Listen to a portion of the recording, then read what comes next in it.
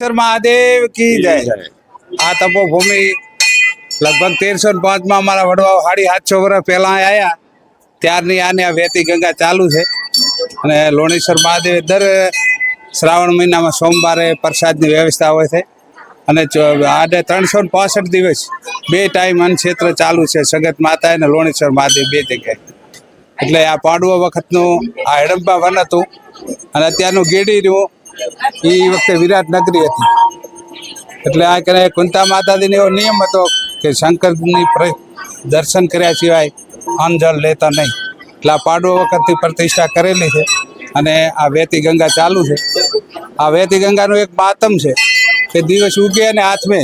મંદિરની ધજાનો છાંયડો જેટલે પોગે એટલે ગંગાજી જમીનમાં અલ્પ થઈ જાય અને 24 કલાક 12 માસ મારી હયાતીમાં પણ 2-3 દુષ્કાળ પડેલા છે 42-43 તો પણ અવિરત પાણીનો પ્રવાહ ચાલુ છે અને ભાવિક ભક્તો બનાસકાંઠા પાટણ મહેસાણા કચ્છ કાઠિયાવાડ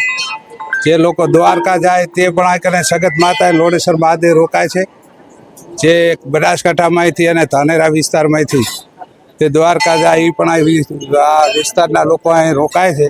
બે જગ્યાએ ધર્મશાળા છે અને અન્નક્ષેત્ર ચાલુ છે અને હાલવાવાળા હાલે જાય છે અને બધું ચાલે જાય આ જગ્યા કયા તાલુકામાં આવી કઈ જગ્યાએ આવી ને જગ્યાનું નામ આ જગ્યાનું નામ લોણેશ્વર મહાદેવ જજમ શેમાળો જજમનો લાગે છે તાલુકો હાતરપુર જિલ્લો પાટણ